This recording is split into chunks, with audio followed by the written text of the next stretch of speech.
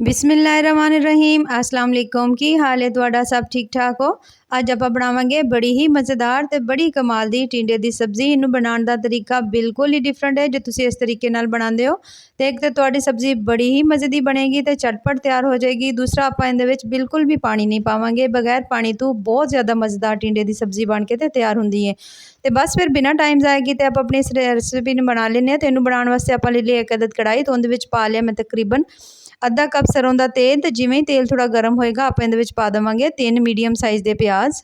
प्याज पाने तो बाद हुण आपां इहदे विच पावांगे टिंडे। ते टिंडे इत्थे मैं ले लए सी 1 किलो टिंडे लैके चंगी तरह धो के असीं उहनां नूं छिल के कट लिया सी। एक टिंडे दे असीं 4-4 पीस कर लए सी। अच्छा, हुण टिंडे दी सब्जी पाने तो बाद हुण आपां इहदे विच पा देणियां हरियां मिर्चां, 8 तो 10 हरियां मिर्चां, इन्हां नूं भी बरीक कट के पा दित्ता। उन तो बाद आपां इहदे विच पावांगे टमाटर, ते 4 अदद ना मैं इहदे विच पाण डई आं टमाटर। 4 अदद टमाटर पाने तो बाद हुण आपां इहदे विच जिहड़ी अगली चीज़ पानी है वो है अदरक ते लसन दा पेस्ट। ते तकरीबन 1 चम्मच मैं इहदे विच पा देवांगी लसन दा पेस्ट, ते अद्धा चम्मच इहदे विच आपां पा देवांगे अदरक दा पेस्ट। ते इहदे अदरक लसन दा पेस्ट जिवें तुसीं पा लवो ना, उहदे नाल ही आपां बाकी जिहड़े मसाले ने ना उहनां नूं पा देना है।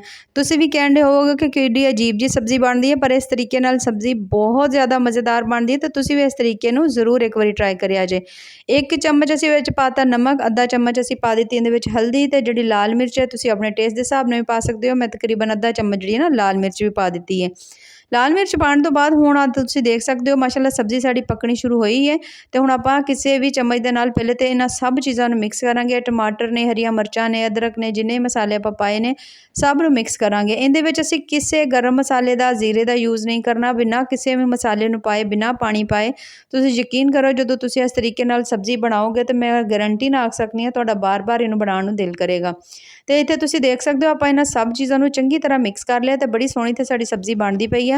हुण आपां इहदे उत्ते दे देवांगे ढक्कन। जदों तुसीं मिक्स कर लवो ना सब चीज़ां नूं, उन तो बाद तुसीं इहदे उत्ते ना ढक्कन दे देना। ढक्कन दे के तुसीं इहनूं 2 तो 3 मिनट लई, या ज़्यादा तो ज़्यादा 4 मिनट वास्ते ना तुसीं मीडियम फ्लेम दे उत्ते इहनूं एवें ही पकण देना, ठीक है। ते तकरीबन 3 तो 4 मिनट बाद तुसीं एवें ढक्कन खोलोगे तो सब्ज़ी माशाअल्लाह साडी बड़ी सोहणी पकदी होएगी। ये तुसीं देख सकदे हो इस विच पानी बिल्कुल नहीं पाया। सब्ज़ी दा खुद भी पानी हुंदा, टमाटर दा भी हल्का फुल्का पानी विचों निकल आउणा, ते पानी तुहानूं एक्सट्रा पाने दी ज़रूरत ही नहीं पैनी। ते 2 तो 3 मिनट बाद देख सकदे हो एवें करके तुसीं चंगी तरह सब्ज़ी नूं एक बारी फिर एवें तुसीं चंगी तरह उहनूं डोई मार लैनी। उन तो बाद तुसीं ढक्कन दे देना। ढक्कन दे के तुसीं 10 तो 15 मिनट वास्ते ना हल्की दम वाली फ्लेम दे उत्ते तुसीं हांडी नूं रख दिया जे। ते तुसीं हुण अपने बाकी काम कर लो। तुसीं यकीन करो बड़ी स्वादी मज़ेदार जी बन के खुद ही तैयार हो जानी है। ते तकरीबन 15 मिनट बाद तुसीं देख सकदे हो माशाअल्लाह बड़ी सोहणी जी टिंडे दी जिहड़ी सब्ज़ी साडी बन के तैयार हो गई है। हुण आपां बस इहनूं बहुत ज़्यादा नहीं पकाना। इत्थे तुसीं चंगी तरह इहनूं भुन लैना। भुनना तुसीं किवें, थोड़ी फ्लेम हाई कर लिया जे। हाई करके 2 को 3 मिनट तुसीं इहनूं चंगी तरह भुन लिया जे। जे तुहाडा दिल करे इत्थे दही पाण नूं तां तुसीं पा लवो। मैं कोई चीज़ नहीं इह च पाण डई। मैं कहंदी तुसीं इवें बना के देखो। अज ना असीं पानी पाया, ना असीं कोई गर्म मसाला, ना कोई जीरा पाउडर, कोई चीज़ नहीं पाई। बस हुण इत्थे तुसीं इन्ना कुछ भुन लैणा कि तुहानूं इहदे विच पानी दी जिहड़ी नमी आ ना ओह ना नज़र आए, ठीक है। चंगी तरह ना सोहणे बड़े भुज जाण। जो तुसीं इन्हां नूं सोहणा बड़ा भुन लवो तो फिर आपां इहदे विच पा देवांगे हरा धनिया। ते ओनू भी पा के आपां एक बारी बस माड़ा जिहा इहनूं मिक्स कर लवांगे, ठीक है। सब्ज़ी इत्थे माशाअल्लाह साडी बन गई। तुसीं इत्थों एक टिंडा कढ के चैक कर सकदे हो कि गल गया कि नहीं गल गया। जे थोड़ी देर होए तो तुसीं इहनूं 5 तो फिर 6 मिनट ना इहनूं फिर रख लिया जे। ते बस माशाअल्लाह इत्थे साडी सब्ज़ी ते बड़ी सोहणी बन के तैयार हो गई। ते देखो माशाअल्लाह किड्डी सोहणी टिंडे दी जिहड़ी सब्ज़ी बन के तैयार होई, जिहड़ी कि बड़ी ही मज़ेदार ते टेस्टी लगदी पई।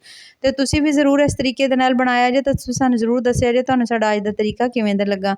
ते जे तुहानूं साडी अज दी रेसिपी पसंद आए साडे चैनल नूं ज़रूर लाइक करिया जे, सबसक्राइब करिया जे। दुआएं याद रखो।